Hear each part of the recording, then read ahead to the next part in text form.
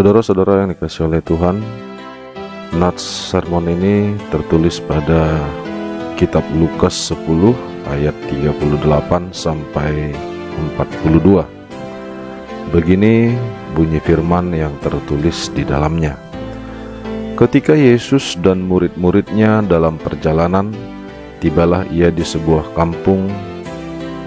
Seorang perempuan yang bernama Marta menerima dia di rumahnya. Perempuan itu mempunyai seorang saudara yang bernama Maria. Maria ini duduk dekat kaki Tuhan dan terus mendengarkan perkataannya. Sedang Marta sibuk sekali melayani. Ia mendekati Yesus dan berkata, "Tuhan, tidakkah engkau peduli bahwa saudaraku membiarkan aku melayani seorang diri? Suruhlah dia membantu aku." Tetapi Tuhan menjawabnya, "Marta, Marta, engkau khawatir dan menyusahkan diri dengan banyak perkara. Tetapi hanya satu saja yang perlu. Maria telah memilih bagian yang terbaik yang tidak akan diambil daripadanya." Demikian nats firman yang tertulis pada kitab Lukas 10 ayat 38 sampai 42. Saudara-saudara yang dikasihi oleh Tuhan, Yesus melaksanakan pengajaran dengan berkeliling dari satu tempat ke tempat yang lain. Pengajaran Yesus disambut dengan berbagai cara oleh orang-orang pada zaman itu. Nats ini menerangkan bahwa Yesus pernah ke rumah seorang perempuan yang bernama Marta. Marta memiliki saudara perempuan yang bernama Maria. Dalam ayat lain juga disebutkan bahwa Marta adalah saudara Lazarus.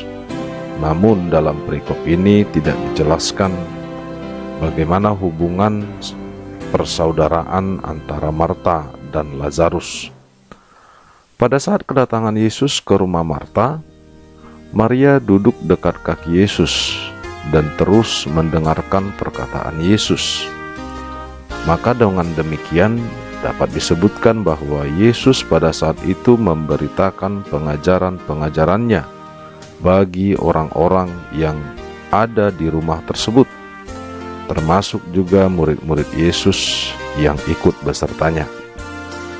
Cara mendengarkan yang disampaikan Lukas dalam Injil ini yakni dengan adanya kata terus atau mendengarkan terus-menerus. Sedangkan Marta mempersiapkan segala sesuatu apa yang perlu dihidangkan bagi tamunya, yakni bagi Yesus dan para murid-murid Tuhan Yesus itu sendiri. Dengan kesibukan-kesibukan yang dialami oleh Marta, dia sendiri melihat bagaimana sebenarnya Maria yang hanya duduk-duduk beserta dengan Tuhan Yesus mendengarkan pengajaran-pengajaran dari Yesus. Saudara yang dikasihi oleh Tuhan Yesus Kristus, Marta menyambut Tuhan Yesus dengan melayani di dapur. Dia mempersiapkan berbagai persiapannya seperti untuk perjamuan makan. Namun Marta melihat Maria yang hanya duduk-duduk dekat Tuhan Yesus. Lalu Marta mendekati Yesus dan berkata, "Tuhan, tidakkah engkau peduli bahwa saudaraku membiarkan aku melayani seorang diri? Suruhlah dia membantu aku." Perkataan ini sesungguhnya adalah wujud dari kurangnya pengertian Marta tentang sesuatu hal yang lebih penting atau hal yang utama dalam hidup. Pada sisi lain, Marta cemburu dengan keberadaan yang berbeda dari pola pelayanan yang dilakukan oleh Maria dengan yang dilakukannya sendiri. Pada ayat 41, Yesus menjawab Marta. "Marta, Marta," kata Yesus, "engkau khawatir dan menyusahkan diri dengan banyak perkara." Jawaban Tuhan ini menunjukkan bahwa pertanyaan maupun perintah yang disampaikan oleh Marta itu tidak benar. kemungkinan datang dari hatinya yang cemburu. Marta seolah-olah cemburu dengan pelayanan yang dipilih oleh Maria untuk melayani Yesus dengan duduk dan mendengarkan Tuhan Yesus. Saudara yang dikasihi oleh Tuhan, sesuai dengan tema kita kali ini ialah ibadah yang benar. Apa yang bisa kita lihat dari perikop ini dan apa yang perlu kita pegang sebagai orang-orang yang percaya sekaligus orang-orang yang melayani Tuhan Allah? Yang pertama, dimintakan agar kita jangan menjadi seorang yang khawatir. Marta pada perikop ini sangat khawatir. Dalam pandangan Yesus yang penuh kebenaran itu, Marta khawatir dengan keberadaan dan sikap Maria itu adalah salah. Sebab kebiasaan dan adat istiadat Yahudi yang mengharuskan bahwa wanita atau perempuan adalah melayani atau menyiapkan jamuan bagi tamu maupun bagi keluarga. Dengan kata lain, perempuan itu adalah bekerja di dapur dalam tanda kutip. Di sisi lain, Marta memiliki kekhawatiran akan pelayanan yang dilaksanakannya kurang maksimal dalam melayani tamu-tamunya.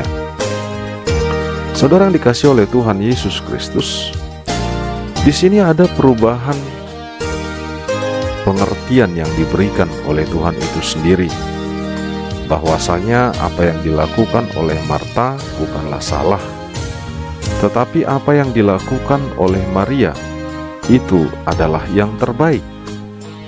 Dan dari sisi pengertian itu sendiri, kita diajak menjadi seorang yang beribadah dengan benar. Beribadah yang benar itu ialah bagaimana selalu dan terus-menerus untuk mendengarkan Tuhan dalam kehidupan kita atau dalam setiap ibadah kita. Yang kedua, saudara yang dikasihi oleh Tuhan Yesus Kristus, di sini dikatakan agar Marta jangan menyusahkan dirinya dengan banyak perkara. Pandangan dari Yesus menerangkan bahwa Marta telah menyusahkan dirinya dengan memikirkan atau bergumul dengan berbagai macam perkara, termasuk apa yang dia pikirkan terhadap adat istiadat atau tradisi kebiasaan mereka pada saat itu. Bagaimana Marta sendiri sibuk dalam melayani dan seharusnya dilaksanakan oleh tuan rumah bagi tamunya bukanlah hal yang salah. Marta sendiri yang belum menyadari bahwa bagian pelayanan yang dilakukan oleh Maria adalah baik dan itu yang terbaik.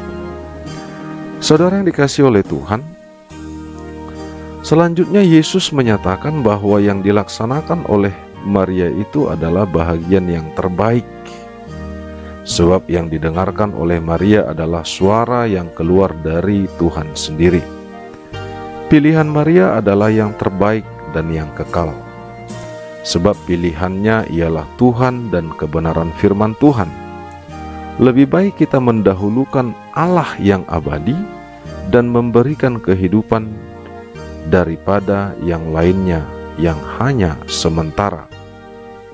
Saudara yang dikasihi oleh Tuhan Yesus Kristus, artinya ibadah yang benar itu adalah ibadah yang betul-betul mementingkan atau mengutamakan yang paling prioritas bagi orang-orang percaya, yakni hidup untuk beribadah kepada Allah yang kekal itu. Dan perkara-perkara yang kekal itu jauh lebih penting daripada perkara-perkara duniawi yang sementara. Saudara yang dikasihi oleh Tuhan Yesus Kristus, dari perikop ini juga kita bisa melihat mana yang utama dan apa yang terutama. Banyak hal yang baik yang boleh kita lakukan dalam kehidupan kita. Tetapi apakah yang kita lakukan itu sudah yang terbaik bagi Allah? Banyak pilihan dalam kehidupan ini untuk kita lakukan. Namun pilihan yang utama tetap Tuhan Allah, sebab hanya Dia yang maha kasih, Dia yang maha abadi, dan Dia yang maha benar.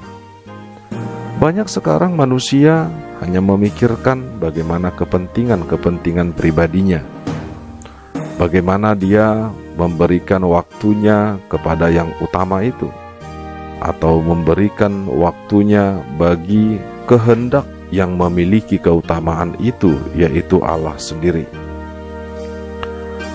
Nats ini juga mengingatkan kita seberapa sering kita untuk memberikan waktu kita bagi Tuhan. Seberapa sering kita untuk berdoa atau memuji Tuhan. Apakah kita hanya memakai sisa-sisa waktu kita, atau kita sudah mempersiapkan waktu bagi Tuhan? Saudara yang dikasihi oleh Tuhan Yesus Kristus, benar adanya setiap waktu kita adalah dari Tuhan, dan waktu hidup kita adalah milik Tuhan. Namun untuk beribadah kepada Tuhan, apakah kita betul-betul mempersiapkan waktu kita untuk Tuhan? Sebab waktu itu sendiri berasal dari Tuhan.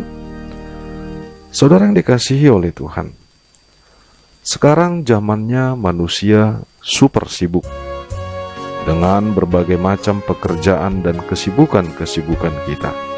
Ketika gereja mengajak kita bersekutu atau beribadah, apakah kita langsung siap ataukah kita langsung untuk ikut beribadah? Atau di mana lebih penting bagi kita? Jika dibandingkan dengan bagaimana ketika SMS atau WA datang, biasanya kita langsung buru-buru membukanya dan melihat apa beritanya. Tetapi jika dibandingkan bagaimana kita ketika diajak bersekutu, maka tentunya menjadi perbandingan yang terbalik. Saudara yang dikasihi oleh Tuhan, demikian halnya ketika bekerja atau seorang pekerja. Ketika bosnya memanggil, dia langsung buru-buru dan ikut patuh. Demikian halnya ketika dibandingkan ketika kita membeli pakaian dengan harga sekian-sekian, terkadang kita tidak hitung-hitungan. Tetapi ketika gereja mengajak kita memberikan persembahan atau untuk menyokong pembangunan gereja, kita masih banyak yang berkelit dan mengatakan tidak memiliki uang untuk itu. Saudaraku yang dikasihi oleh Tuhan Yesus Kristus, sadarkah kita bahwasanya segala sesuatu yang kita miliki itu adalah milik Tuhan? Oleh karenanya, tidak ada kata-kata lain bagi orang-orang percaya mengatakan aku tidak punya waktu. Tidak ada kata-kata lain yang mengatakan aku tidak memiliki apa-apa untuk kuberikan kepada Tuhan. Sebab sesungguhnya apa yang ada pada kita itu seluruhnya bersumber dan harus dikembalikan kepada Tuhan. Oleh karenanya, saudara yang dikasihi oleh Tuhan Yesus Kristus, jadilah kita sebagai umat percaya melalui sapaan firman Tuhan ini, agar kita menjadi orang-orang yang hidup beribadah dengan benar, yaitu orang-orang yang lebih mementingkan persekutuannya dengan Tuhan, lebih mementingkan hubungannya dengan Tuhan. Ingatlah firman Tuhan yang mengatakan, sebab lebih baik 1 hari di pelataranmu daripada 1000 hari di tempat lain. Lebih baik berdiri di ambang pintu rumah Allahku daripada diam di kemah-kemah orang fasik. Mazmur 84 ayat 11. Tuhan Allah memberkati kita. Shalom.